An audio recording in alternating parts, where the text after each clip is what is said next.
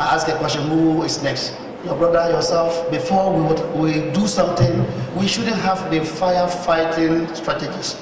Wait till the something is beyond control before we begin to talk about it. We are not bold enough to even come out and share our stories as I'm standing in front of you.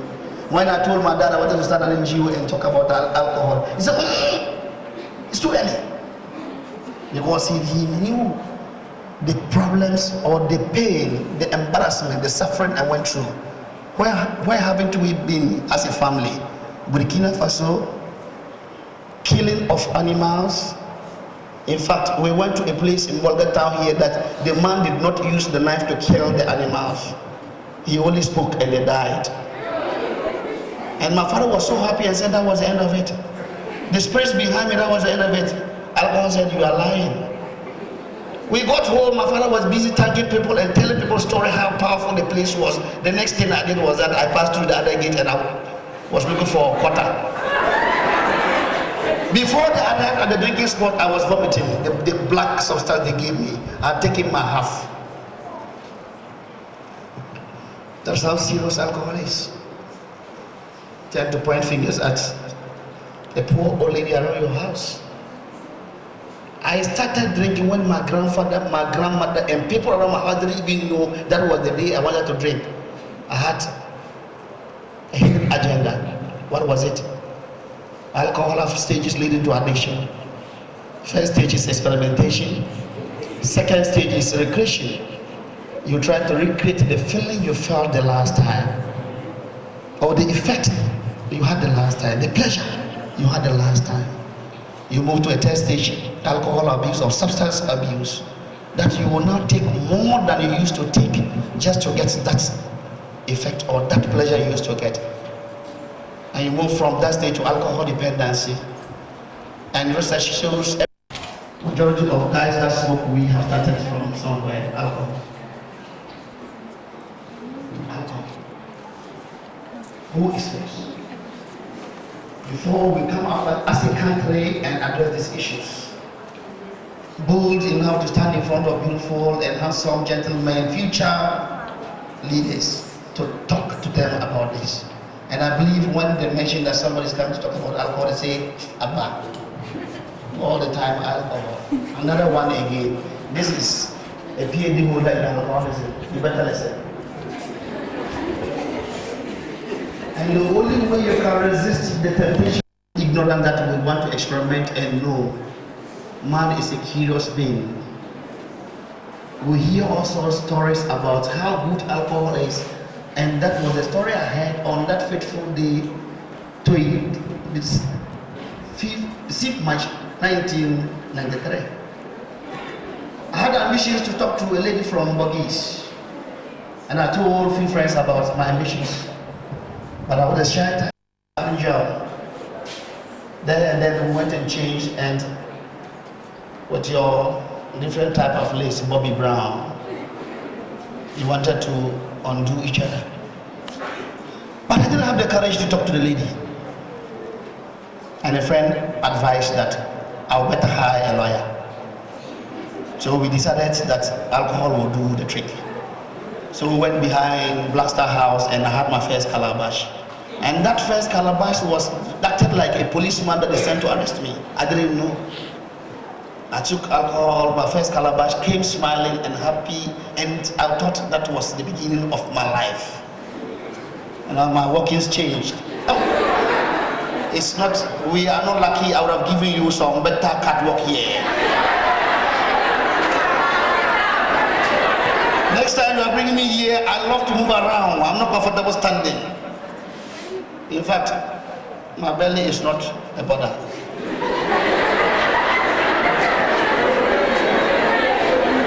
I can carry it effectively. So we came and I felt I was doing well, and I saw the sound moving from everybody bouncing like a Jabulani.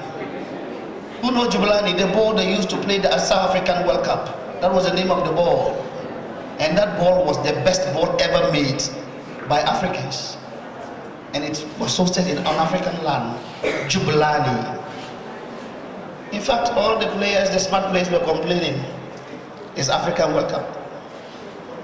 Believe in yourself.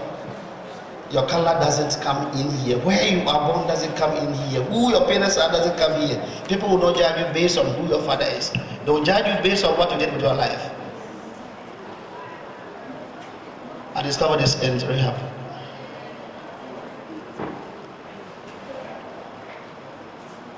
I went back for a second calabash, came back jumping and now smiling, tried to dance with everybody, anything in skirt. Yes, that is not an insult, but I was just confused everywhere. In life, you should have preferences. You should know the way you handle yourself and control your habits and character when you are in public. That's a gentleman. Gentlemen don't even laugh this anyhow when they are in public. You should have something they call persona. The character you portray when you are with people. Your real character is what you are doing when people are not watching. But what we see our leaders and people do outside there that we admire so much is the persona. That tells you that you're a normal human being. In fact, I'm just carrying another persona. If I had wanted to be myself, the way I speak when I'm with my wife and children, probably you might not, or probably you will not understand what I was saying because I'm born a talkative. And I rhyme. They started beating me at age 4 that I was talking too much. My father and dad. They became fed up and graduated me a talkative when I was 7 in the house. When they complained, my father said, he's like that. They accepted me. I got to secondary school, I was informed 1A. Names of talkatives, my name will appear everywhere. A, B, C, D.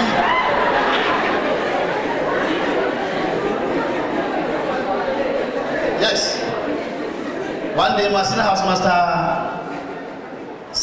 Reverend Simon, Asigiri said, "Atambire ya." That's just by the way. Then I went back to school and vowed not to drink alcohol again after the similar incident because I had a blackout. I fainted, unconscious. And friends told me, you know, when you start these things, you need to learn. And they'll push you into it, your peers. They'll come with all sort of explanation. They know you are very smart, you have a future, that's why they are misleading you. Oh, let's go and, you know, these days, because we are from a poor background, let's go and see those sugar daddies. Tongo Club House. Tell her, go and come back. I'm okay with my situation. I don't need any sugar daddy to put his load like my belly on top of you. And you come back and your conscience will not permit you. And when you are carrying a lot of guilt, it's more painful than because when you lie, one day I'll get back into alcohol. Lying and guilt lead us into a lot of problems. We want to cover. We think people are watching. So these days I don't lie. I only lie when I come out from the bedroom. That's something that happened between me and my wife. That one you can say it. Yeah. That one when you even come out and say, why are you not wearing shirt? You say, because it was hot. You are lying. Yes, there are certain times we have to behave maturely. You don't bring everything that happens in the bedroom house. And now to the young one, those who are not yet into marriage, you need to learn to keep the secrets. My wife kept a lot of secrets for more than more than years. My habits, come vomiting, she would clean everything. In fact, one day we decided to do vomiting competition when she was pregnant.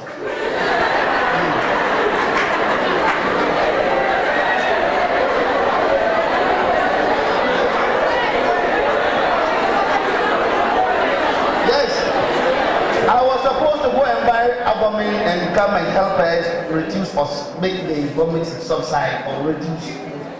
I bought the albumin, met friends, they say just for the road, one for the road. We took half, we were 3. Well, they say bring another half, 1 bottle. Second, third, 2 bottles. 4, 5, 6, 3 bottles. So eventually we drank one bottle. Apio basket. A car came from nowhere and flashed, gave me a highlight, and I fell in the gutter. I was in a hurry to escape the embarrassment. I picked my bicycle and I was gone. But then I was struggling. I was just struggling to get home because the bicycle was jumping like a donkey. What? How can the bicycle be doing that? Because I was drunk. Instead of you moving small and I will sit, you want to fly. So I was just trying to get home and sleep. I got home. I entered. I said, hey. I rushed outside the compound, checked the basket, the team wasn't there. Medicine, no sugar on a sunflower. No abdomen. Now, because of attention, she intentionally increased her vomit attitude. When she's coming,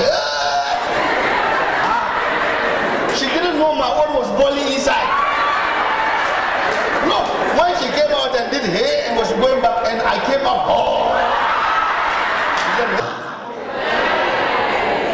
When I look at Rhoda, and sometimes when she gave birth and they wanted to give Rhoda the traditional mark, they brought Akanama. Akanama was an alcoholic. He had a shaky hand. Akanama picked the blade and wanted to cut the thing small, and the hand did this. He caught and didn't realize that the thing got the smoke, the young girl, and wanted to dip in it. My wife, okay, you just cut my baby's meat.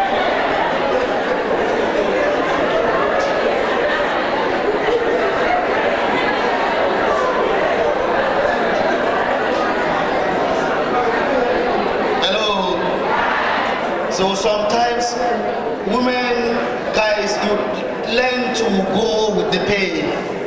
And yet she was covering. She had to keep her own and clean mind.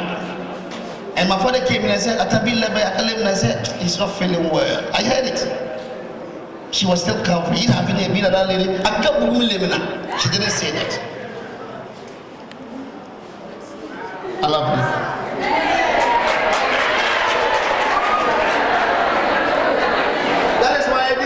Friends will see me in town. Friends will see me in town and say, Kalusha, this your love is too much. They don't know what the lady did for me. Well, everywhere, and we decided to spray our hair for the Christmas. In fact, she saw me in one of the programs talking to a lady. And this was the hairdo. She thought the lady was trying to win me, and she did it the next time. So finally, you know what I did? I started drinking and misbehaving and doing all sorts of things. Finally, things get out of control. I started having problems with everybody. Friends were not coming to me. Friends were not listening to me. When I go out with somebody who had practice, I didn't know that I was addicted. I could not control my temper myself. And I would leave the house as early as 2 a.m., 3 a.m., going around the whole area looking for the woman. Anybody that is comfortable to sell at that time, I would buy. There were days I didn't have money yet. I would still leave, trying and believing that when I get there, I can convince the woman. That is how powerful alcohol is. In fact, I was always ahead of the Muslim that called for prayer. Before Allah Akbar, I've already finished half. People are late. No, people are late.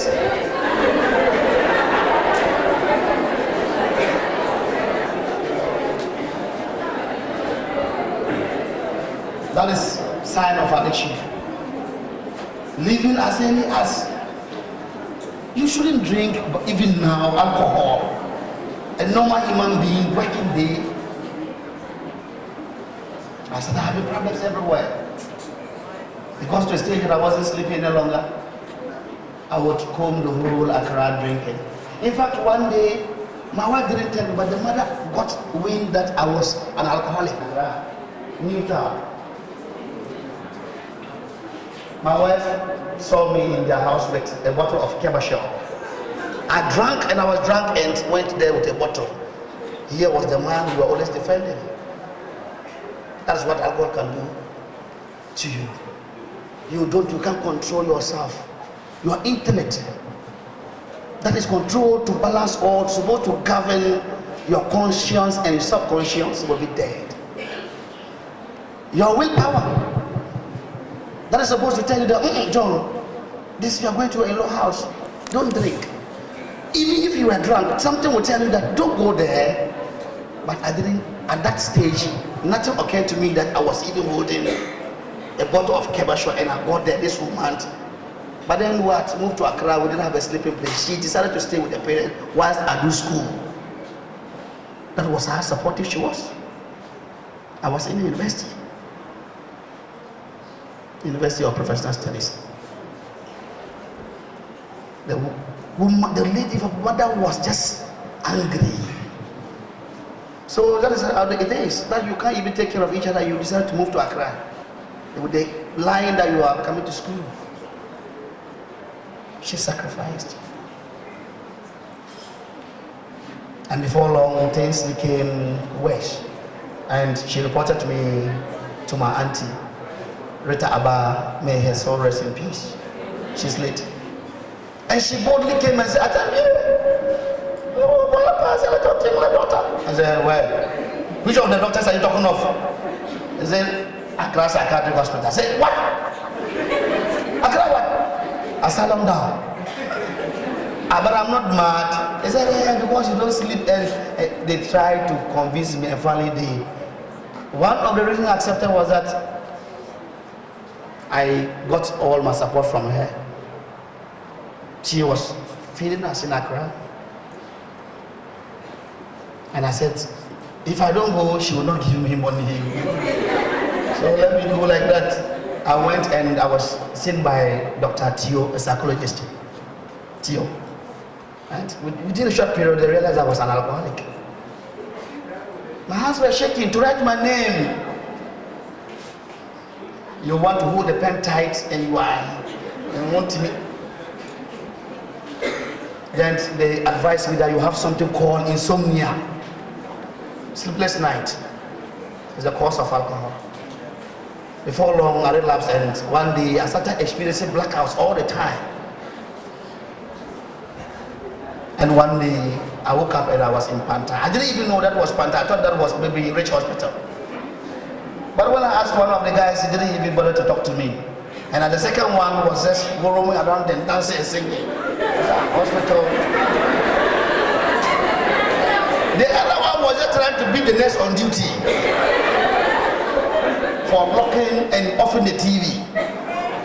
Then I needed nobody to tell me that I was in a madman hospital room. Well, this hospital is full of fighting everywhere.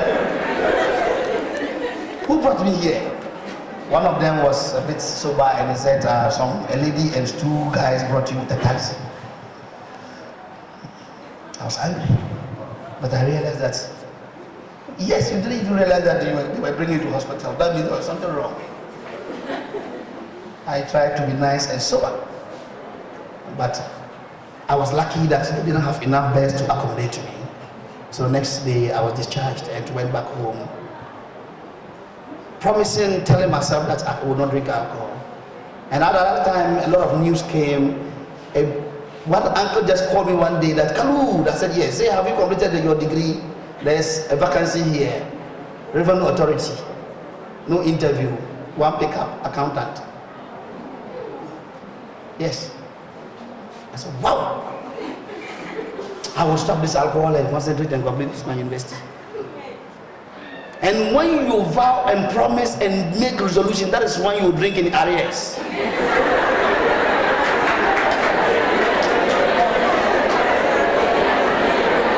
Deputy cashier working with controlling accountant general. I said, no. They want to pick people here, controlling accountant general. Chances were coming left, right, center, middle, instead of I was testing some of them. I told myself, I will stop this thing. I am a fire officer. My regional fire officer just met me one day